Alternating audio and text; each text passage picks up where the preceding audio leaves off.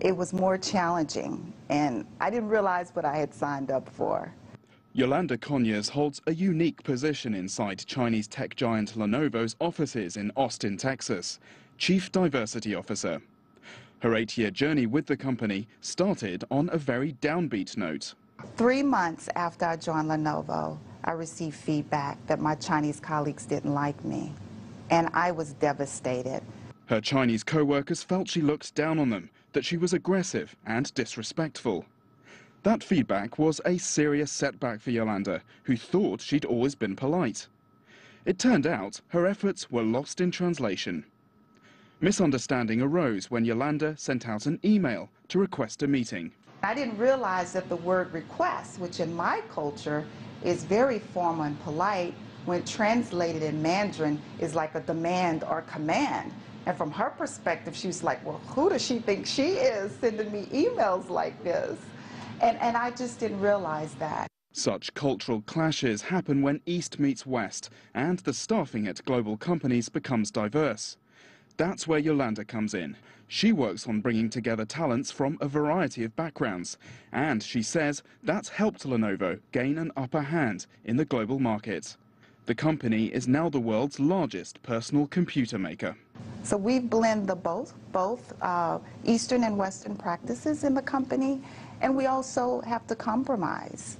And so to be part of the Lenovo culture, it's about having humility, it's about listening, it's about compromising, and it's about being open.